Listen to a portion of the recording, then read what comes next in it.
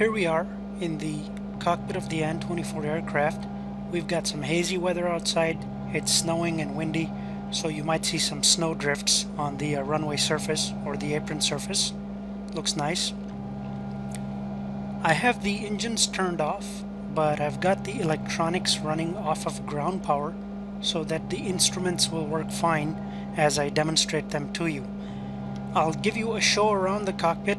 We are currently seated in the left, which is the captain's seat. To our right is the first officer's seat, and behind that seat might be what you might call the radio officer or the radio navigation controller. There are 5 people that operate this aircraft in real life. There's 2 pilots, the captain and the first officer. Then you've got a flight engineer, then you've got a radio officer, and then you also have a navigation position which is located behind the captain's seat. Those are the navigator's slide rule and the navigator's instruments. The cockpit can seem overwhelming at first. There's a lot of instruments as you look around. Even overhead you can see there's a lot of instruments, but not to worry, we will cover them all. So let's go ahead and get comfortable. Looking around the cockpit a little bit more. That's the throttle quadrant and the autopilot controls. I'm going to go ahead and switch to a view where you can see more of the cockpit so that it's more comfortable, and we can discuss some of the supplemental features before we really get into the instruments.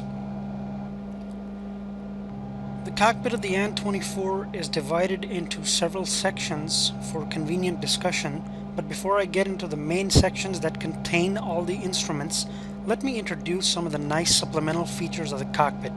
The cockpit features several clickable moving objects for greater likeness to the real-world aircraft. This is the main menu that appears so that you can access key functions of the aircraft quickly. This main menu can be toggled to appear and disappear by pressing this button located on the captain's panel. Here I am pressing it so you can see its functionality. The windows can be opened by clicking on their respective red knobs, such as you see me doing here, to the left window and now to the right window. The visors can be lowered by clicking on their attachment points, such as you see me doing here on the right visor. Sometimes when trying to see an instrument, the yokes can get in the way. Therefore, the yokes feature an invisible mode that can be activated and deactivated by clicking along their shafts. Here I am clicking on the left yoke, and you can see that no matter which yoke you click on, they both appear and disappear.